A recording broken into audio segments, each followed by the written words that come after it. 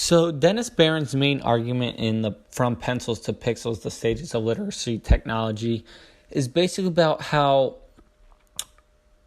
Barron suggests that technology or writing was never not a technology, and how technology has taken time to become established. And so I went ahead and took a look at this, and I found out that the definition of technology is the application of scientific knowledge for practical purpose.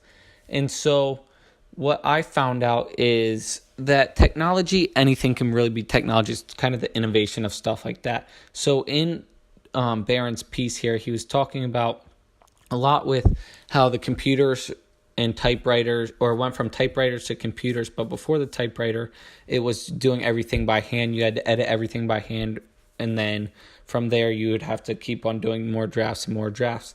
However, when the typewriter came along, it was more of just editing, but that took a while to get used to for the typewriter to come in. However, once it advanced even more and went to a computer, that is when everything was so much easier. He said he never did any more handwritten drafts or anything because the use of the computer, where you could just edit right there and didn't have to do multiple drafts, was 10 times easier. So another thing from his piece that I really looked into that popped out for me, especially being an information technology major, was how mainframe line editors were so cumbersome that even computer programmers preferred to write their code with a pencil and paper.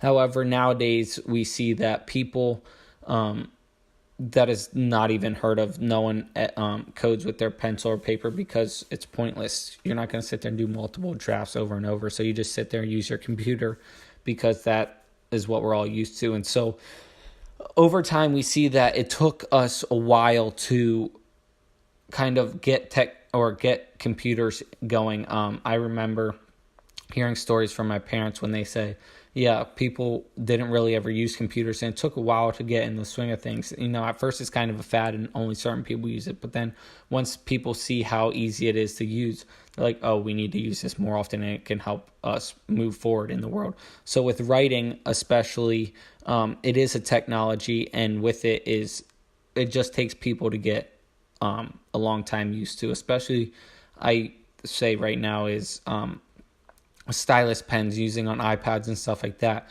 We see how they use them, however, that not everyone uses them. But I see in the future, especially with art, drawing and stuff on iPads and stuff like that, it's going to grow a lot bigger, and taking notes in classes and stuff like that. So I side with him in the way how everything takes a while to get used to, and technology and writing has advanced a lot, but it takes a while to get to the spot it's at. So for part two, I would say that I definitely agree with Barron's ideas in his argument here. Especially being in the IT industry, that is what my major is. And so seeing how he says that even though new technologies come out, especially in writing and stuff like that, a lot of people take a while to get used to them, or it takes a while for them to actually be used. And that is because a lot of times when something is new, it doesn't work as well or something like that, or there's flaws in it. So one of his main arguments was, even though that there's new opportunities for producing and manipulating text, they also present new opportunities for fraud. And so I see that a lot, especially within the technology world, because people, they never like getting the newest technology. They want to see it. They want to hear reviews about it. They want all the flaws to be fixed and stuff like that. So for him, he's saying they also present new opportunities for fraud. Yeah, that's going to happen with everything, I believe, because that's how technology works. And so with the people, he states that he sees that. However, it's helping people. If without creating the technology and having flaws in it, there wouldn't be a technology that would do it then.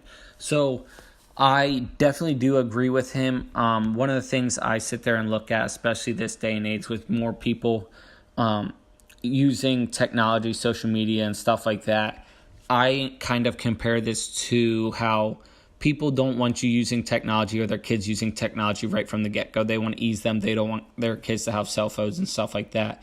They want them to go outside, play sports and stuff like that. And I definitely do agree. However, at some point in time, kids at certain ages should learn technology, the new technology coming out. And so one of the main guys I listen to a lot is Gary Vaynerchuk, where he says that he said, I give kids all the time their iPad and stuff like that. He was like, because in the future, that's what it's going to be. It's all technology. There's going to be nothing else but technology, and everything they do is going to be all technology evolved in the world they live in like 20 or 30 years.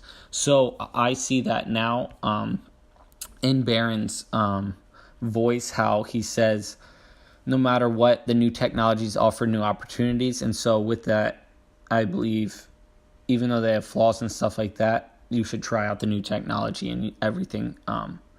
Each new technology that comes out is just going to better and better our world even more, no matter what.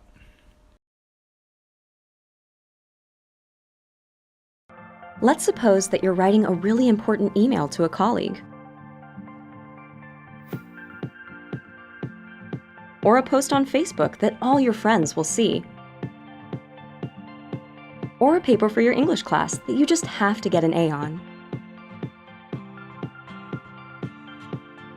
or a resume for your dream job, or a message to your crush on a dating site. The point is that you write important things each and every day. And whether you're an English professor or an English learner, we all could use a second pair of eyes to help us make sure we're always putting our best foot forward. Enter Grammarly, a writing app developed by some of the world's leading linguists. Grammarly helps you find and fix grammar, spelling, and punctuation errors wherever you write, errors that other spelling and grammar checkers just can't catch. Grammarly also helps you improve word choice and style, making your writing clear and compelling all the time. Best of all, it's free. Better writing, better results. Click on the button to download Grammarly now. So for part 3, I decided to choose Grammarly. So Grammarly goes along with Barron's idea because Grammarly is a English language writing enhancement platform. Basically, or it's a software that you install on your computer. And whenever you're writing emails or anything typing on your computer, it automatically corrects it to be grammar perfect. And so I thought this one was a good one in writing because, we have Word and stuff like that where auto corrects yourself, but when you're sitting there typing an email and stuff, they never have the auto corrects and stuff like that. So that's where Grammarly comes into hand. Or if you're typing on the computer and you spell something wrong, it fixes it for you, because the only thing that we have besides that is Word. However, this isn't for Word. This is a software for online. So I believe this fits perfect into it. Grammarly, it was first released in 2009 by Grammarly Inc. It's its own company. However, ever since then, it's been updated more and more, and it checks more than 250 grammar rules. So anything grammar-wise that you spell wrong, it basically checks.